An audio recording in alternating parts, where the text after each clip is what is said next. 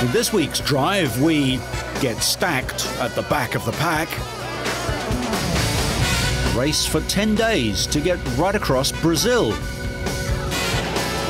lay it down and pick up some Swedish mud, and get it all terribly wrong wearing most of England. All this and more in this week's Drive.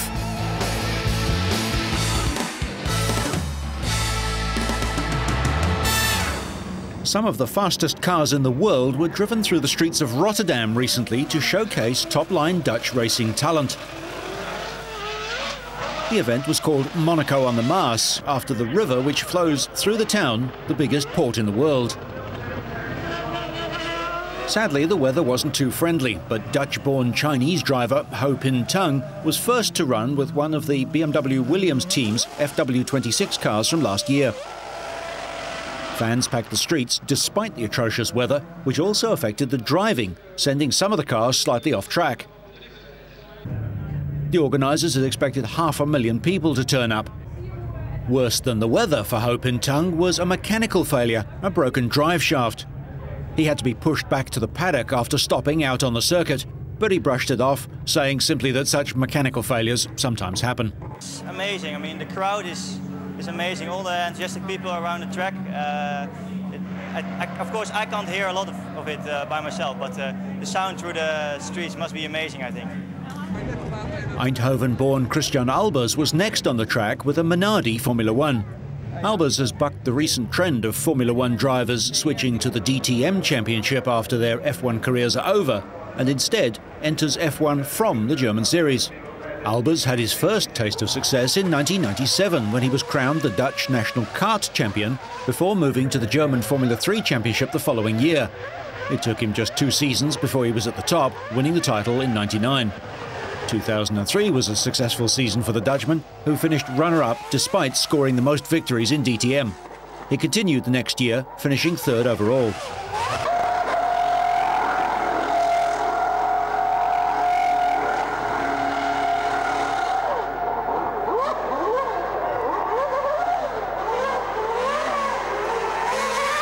Having shown obvious talent throughout his motorsport career, Albers is looking for his debut season with Minardi in 2005 to be a step up to greater things.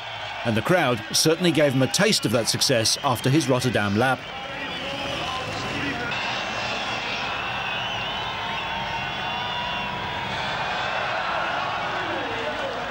Another Dutch favourite, Robert Doornbos, also took part in the event. He was voted Rookie of the Year in the FIA International Formula 3000 Championship, and in 2005 he became a test driver for Jordan and now a Minardi Formula One driver. The parade had a special meaning for him since he comes from Rotterdam. It's great. It's a dream come true already to make to have made my race debut in Formula One, and to be here now with in my own city, with my own friends, fans, family, everyone. It's completely mad. It's really... Despite the weather, organisers said that 500,000 people did turn out to watch. The show also included a Porsche parade, a Dakar Rally parade and several old Le Mans classic cars. Nelson Piquet Jr. drove a Lotus 101 in a classic Team Lotus parade, and former Jordan team owner Eddie Jordan turned out to play with his band, the V10. The Williams team says it will be doing more street demonstrations in the months ahead, with plans for events in Singapore and Edinburgh.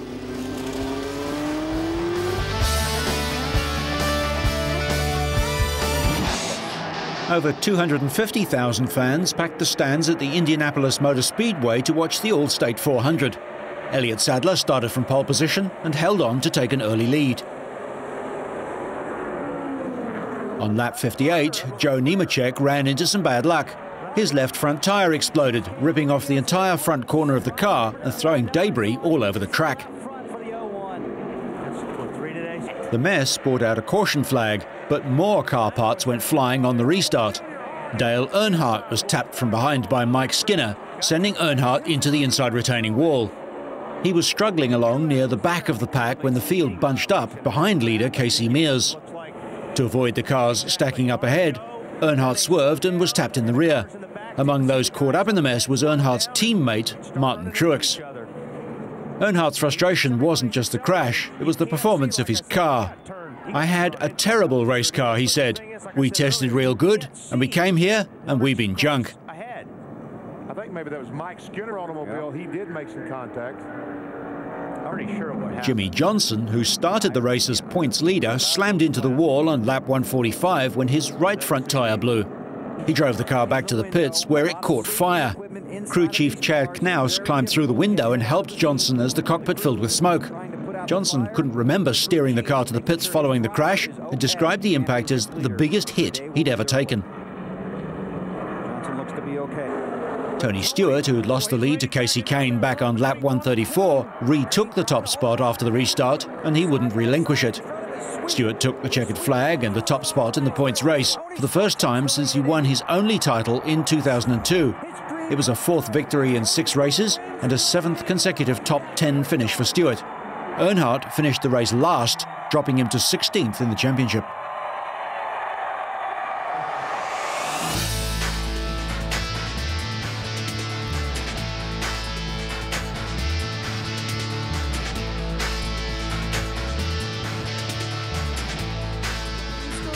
Longleat is one of England's most famous stately homes and the residence of one of the country's most eccentric nobles, the Marquis of Bath. This time of year, the crowds flock to the mansion to meander along the building's ancient hallways and famous safari park. A few miles to the east is Stonehenge, a mysterious ring of huge stones erected thousands of years ago. But this year, aerobatic racing was also on the agenda with the latest round of the Red Bull Air Race World Series. This was round 5 of the 7-stage series. Just Budapest and an October stop in Los Angeles remain. And this being Britain, summer appeared to have arrived, somewhat late, but no doubt welcome to competitors who had to race at treetop height at speeds of 400 kilometers an hour. And aside from the natural obstacles, the pilots had to negotiate 11 19-meter-high inflatable pylons. Touching one resulted in a penalty. Not for the faint-hearted, but no problems, at least on the Sunday, for Mike Mangold. In front of an estimated crowd of 60,000, the American, unsurprisingly a former military Top Gun, clinched victory in a time of 2 minutes, 54.7 seconds. Mangold's compatriot, Kirby Chambliss, finished second with a time of 2 minutes, 57.6 seconds. And although the pilots made it all look easy, the rapid changes of direction required to get around the course placed a huge physical strain on all of them. Hungarian Peter Bessenye stays top of the overall rankings thanks to his third place and a time of 2 minutes 59.8. I was going to say, you know, I'm amazed at how well or how lucky I've been to not have any problems other than the fuel tank problem in Cashel. The engine itself's been doing great. A lot of power out there. I'm pulling 10.5 Gs and 30 inches of manifold pressure, which is a lot of power out here. The trophies were presented by the owner of Longleat, a member of the British aristocracy who looks more like a druid from nearby Stonehenge.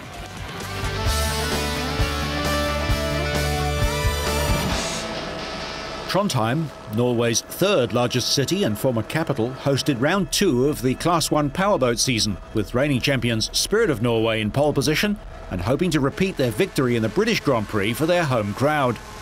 Norway, crewed by Bart Ecker and Steve Curtis, led Qatar 96, driven by Sheikh Hussein Al Thani and Matteo Nicolini, into the first turn.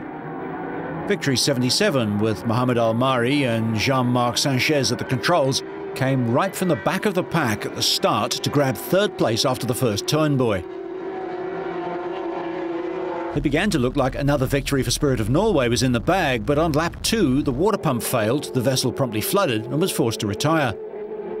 Half the field retired before the end, none more spectacularly than Qatar 95.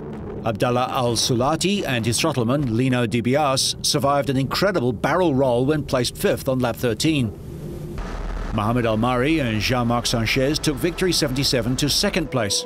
Negotiator, piloted by Chris Parsonage and Randy Sissom, was 3rd, one better than their Plymouth result. But Sheikh Hassan bin Jabor Al Thani took Qatar 96 across the finish line to win the 18-lap, 94 nautical mile Norwegian Grand Prix by 27 seconds, at an average speed of 115.98 miles an hour. Sheikh Hassan could hardly contain his excitement on the quayside. It was only the 2nd Grand Prix win of his career. It's the most beautiful moment you can ever see. The most competitive boat, that you can ever pass, not at the turn, at the straight. Now we know that the boat has the speed and an excellent performance. The result gives Qatar 96 38 points so far in the 7-round championship, 11 ahead of Victory 77 and 14 in front of Negotiator.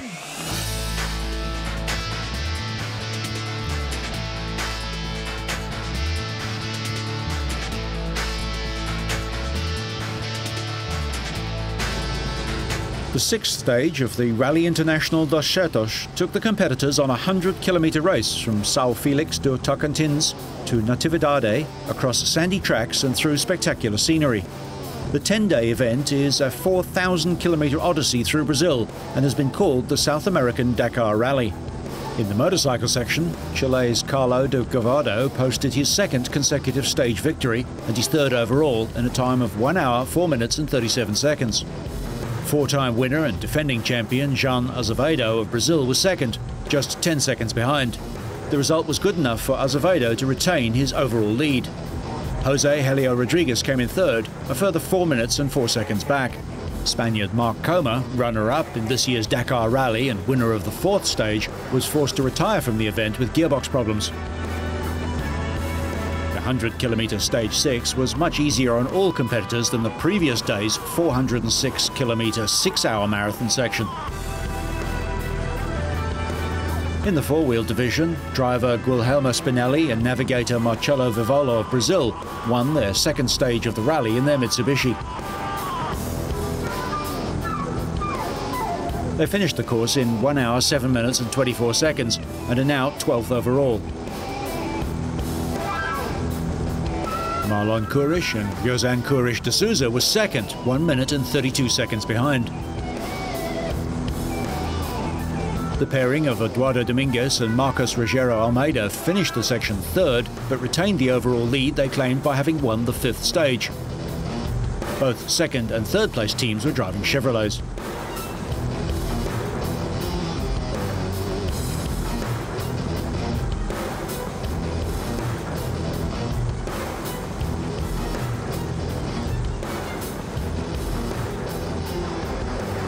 And in the trucks, driver Luciano Cunha and navigator Carlos Brites won the stage, finishing 4 minutes and 28 seconds clear of overall leaders Amabel Barraza and Jose Papacina.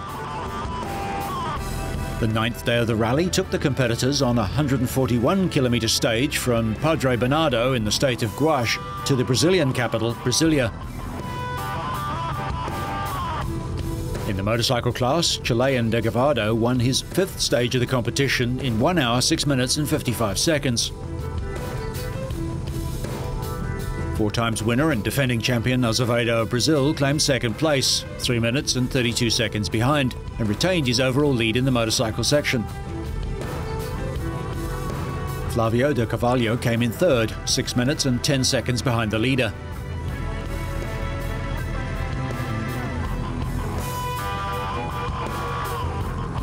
In the cars section, driver Maurizio Neves and navigator Yusuf Haddad of Brazil won their 1st stage of the rally in a clean sweep of the top 3 places for Mitsubishi.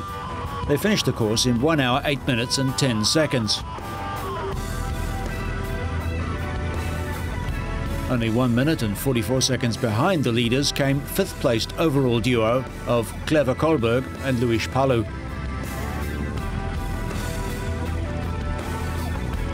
Rinaldo Varela and Bruno Mega remained 3rd in the overall standings after finishing 3rd on the penultimate stage.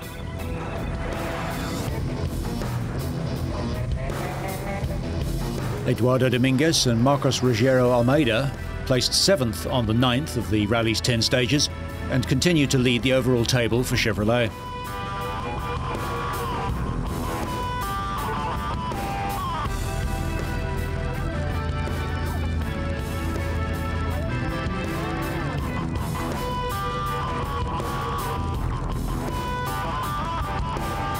On the last day, Jean Azevedo won the motorcycle section of the event for the 5th time, finishing 2nd in the final stage, just 51 seconds behind Carlo de Gavado of Chile.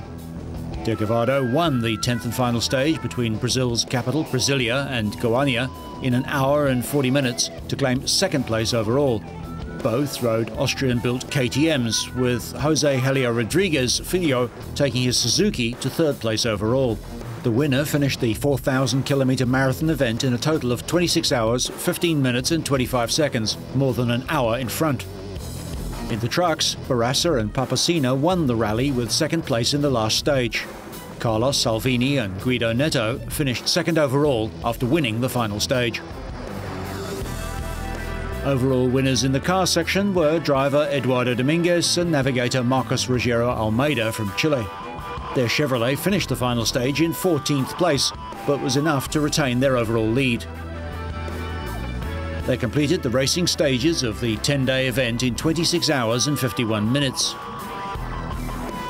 Ulysses Bertoldo and Rafael Capuani claimed second place overall, 36 minutes behind, with Ronaldo Varela and Bruno Mega third, another 14 minutes adrift.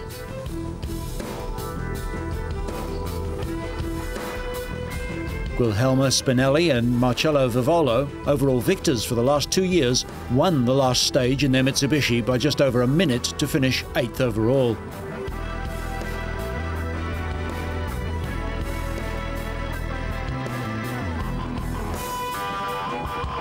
In fact, an unlucky rollover for car 223, crewed by William Bento and Corbin Costa in the final few kilometres, meant that the last racing section was cut short and the final checkpoint was moved down the road, to the obvious delight of the winning crew. The original finishing point was reached later and was the scene of still more celebrations. The event has been included in the World Off-Road Motorcycle Championships after satisfying the FIM that it meets all their requirements. If the FIA are impressed too, the event might become a Latin rival to the Dakar Rally.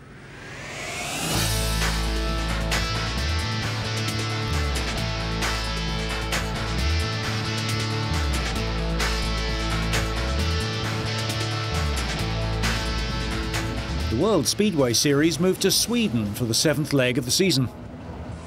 Tony Rickardsson brought a 54-point lead to his home Grand Prix, having won 6 of the 7 races so far this year. The Swede needed to finish ahead of reigning champ Jason Crump of Australia and Dane Nicky Pedersen to secure his 6th world title, to level with the great Ivan Major. The start of the meeting was delayed by nearly an hour because of rain, but Nicky Pedersen and Tomasz Golob were always in the thick of the action, and Pedersen actually threatened to pull out of the meeting after being controversially excluded for bringing down the pole in Heat 14.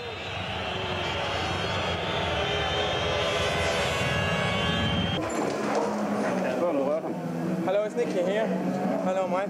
I think you have to look in the rerun again, Mike. I mean, I don't touch Golob, I know you're Polish, but this is absolutely unfair. I didn't touch him at all, Mike. Yeah, okay, thank you. The unlucky Golob found himself face down in the dirt for a second time in his next heat, but this time there was no blame apportioned, and all 4 riders were allowed to restart. Though he launched this year's title assault with 7 wins out of 7 heats in the opening round, Rickardsson has been less dominant since, despite the fact that he won 5 of the 6 rounds and the previous 4 in a row. He failed to win a semi-final in those previous 4 rounds, but did the business when it mattered most, winning all 4 finals. Once again, he failed to win his semi-final, but second place was enough to see him through, along with Crump, who edged him into second place in the semi-finals, along with another Australian, Lee Adams, and Sweden's Andreas Jonsson.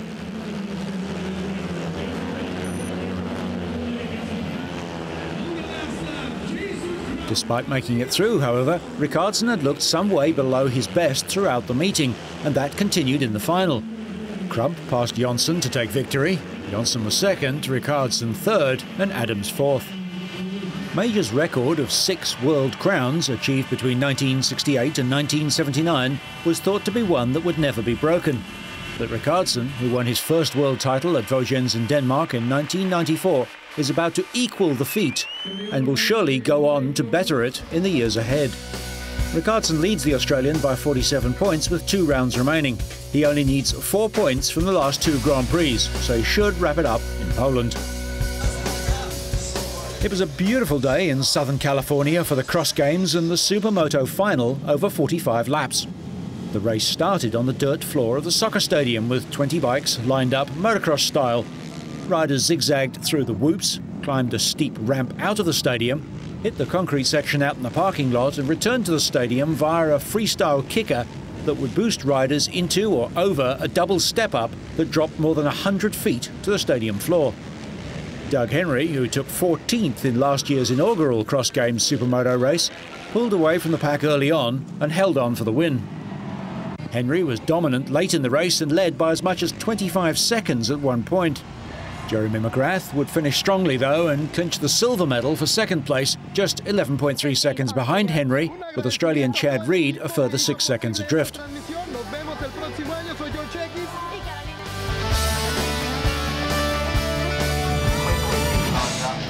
The English are as fanatical about their motorsport as anyone else, but they go to greater lengths to invent new and bizarre ways to go racing, including using what most people regard as garden tools.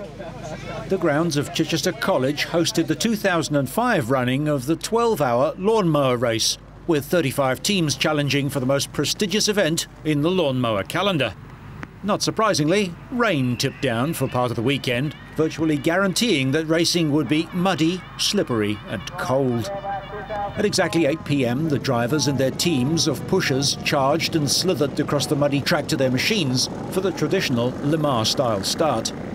There were 3 categories. Group 2 are traditional mowers with a seat attached, Group 3 are ride-on buggies, and Group 4 are the large tractor-style machines.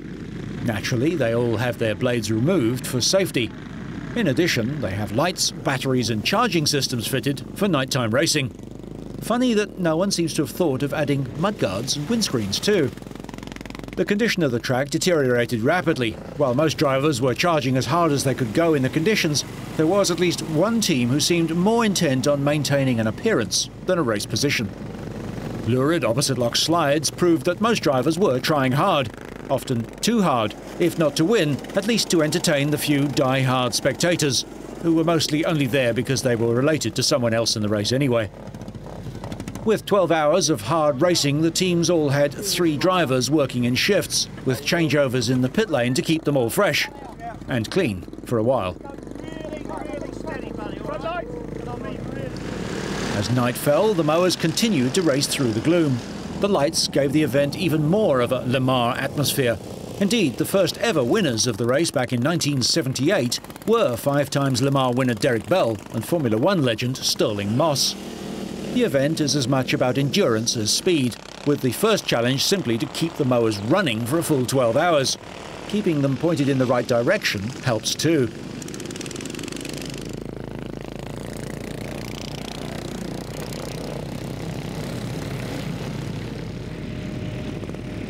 When the sun rose on Sunday morning, most of the competitors were still running, although some of the pit crew were snatching some well-earned sleep.